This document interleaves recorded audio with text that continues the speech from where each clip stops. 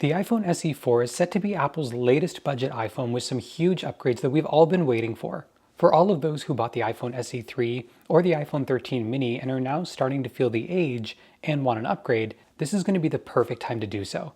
As a personal iPhone 13 mini enthusiast, I am so excited for this launch, and I think if the rumors are any indication, this phone is going to be an easy choice for a lot of people looking to make an upgrade this year. The previous iPhone SE 3, which came in the form factor of the iPhone 8, complete with the traditional home button and bezels on the top and bottom, was released in March 2022, and that launch made a lot of sense.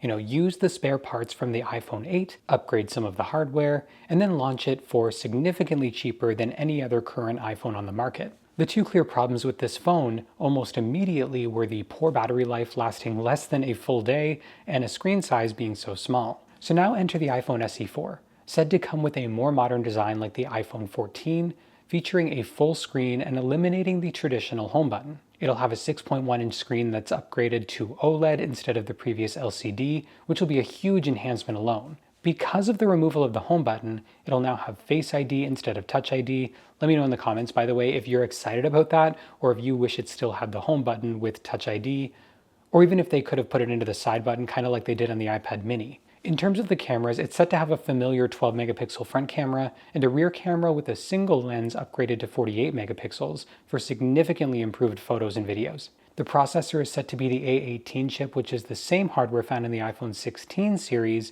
and will essentially bring it up to be a worthy modern phone for anyone. It'll also be upgraded to 8 gigs of RAM to support better multitasking and performance, but more likely so that it still works decently with Apple Intelligence like the rest of the lineup. In terms of battery, it's expected to have a 3,279 mAh battery, again similar to the iPhone 14, which could mean going from the SE 3's expected battery life of 15 hours up to 20 hours like the iPhone 14.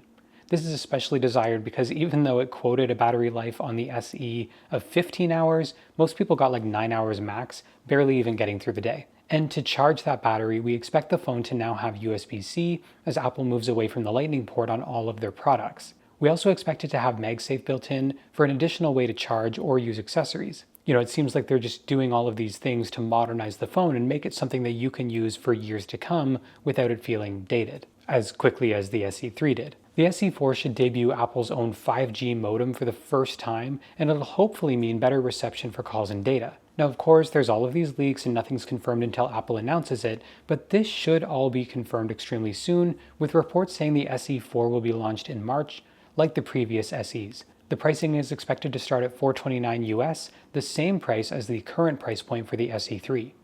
Let me know in the comments which features you're most excited about. For the SE 4, do you like the new full screen display or better cameras, or do you want the home button to stay on this model? Let me know all of that in the comments down below. And this isn't the only new iPhone that we expect this year. We're also expecting the new iPhone 17, 17 Plus, 17 Pro and Pro Max, and the addition of the iPhone 17 Air, the slimmest iPhone ever made. So for more on those, make sure you're subscribed to see the latest. As always, thank you guys so much for watching, and I'll see you in the next one.